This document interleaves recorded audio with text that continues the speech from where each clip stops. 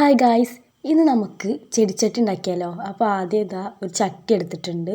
പിന്നെ നമുക്ക് വേണ്ടത് മണൽ. ഇത് എംസാൻഡാണ്. 2 പാത്രം എടുത്തു. ഇതാണ് ഇതിൻ്റെ അളവ്. പിന്നെ അതേ അളവിൽ ഒരു പാത്രം സിമെൻറ്റ് എടുത്തു.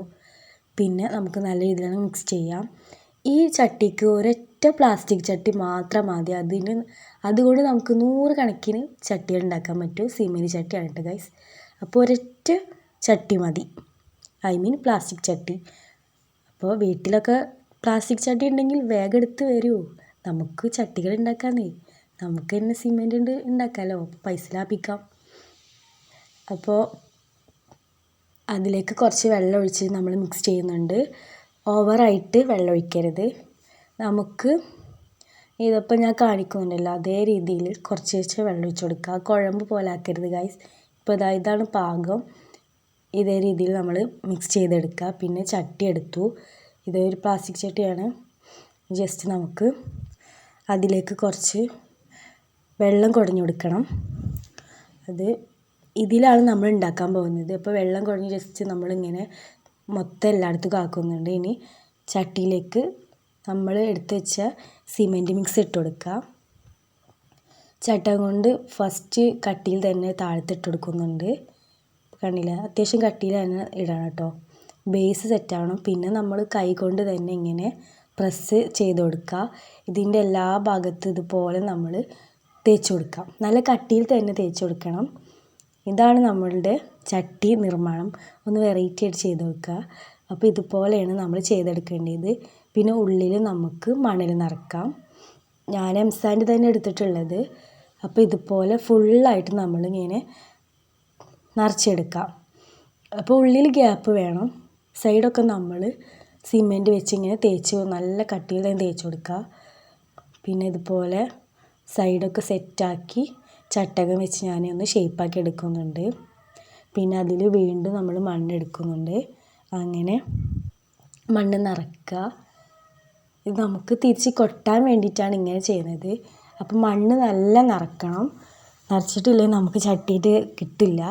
പിന്നെ ബാക്ക് ഇതുപോലെ ഒരു ടൈൽ കഷ്ണമോ വേറെ എന്തെങ്കിലും ഉണ്ടെങ്കിൽ നമ്മൾ അത് തിരിച്ച് വെച്ച് കൊടുക്കണം. പിടിച്ച് തിരിച്ച് വെച്ച് കൊടുക്കുക. ഇനി ജസ്റ്റ് നമ്മൾ ഒന്ന് തട്ടി കൊടുക്കുക.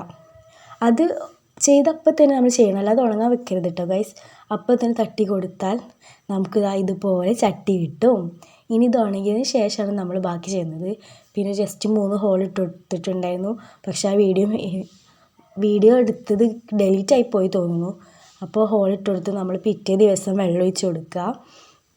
നല്ല രീതിയിൽ ഉണങ്ങിയതിന് ശേഷമാണ് ബാക്കി ചെയ്യാൻ പറ്റുള്ളൂ. ഇപ്പോൾ നമ്മളിങ്ങനെ വെള്ളം ഒഴിച്ച് കൊടുക്കുന്നുണ്ട്. സിമെൻറ്റ് നനയ്ക്കണമല്ലോ, അപ്പോൾ അതിന് വേണ്ടി ഇങ്ങനെ വെള്ളം ഒഴിച്ച് കൊടുക്കുക.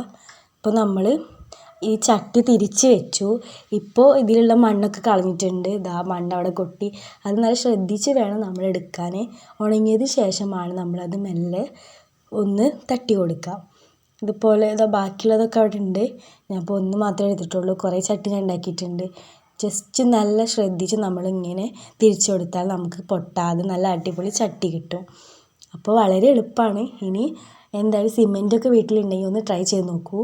അപ്പോൾ നമ്മൾ 8 ഉണ്ടാക്കിയിട്ടുള്ളത്. 2 ചെറുതുണ്ടാക്കി. ബാക്കി ഇതേ ഒരു വലുപ്പത്തിലാണ്. ഇപ്പോൾ വൃത്തികേടായിട്ടാണ് ഇരിക്കുന്നത്. നമുക്ക് ജസ്റ്റ് സിമെൻറ്റിൻ്റെ ഗ്രൗട്ടും കൂടി ഒഴിക്കാം. ഞാനിതിൽ ഇപ്പോൾ കളറൊന്നും അടിക്കുന്നില്ല.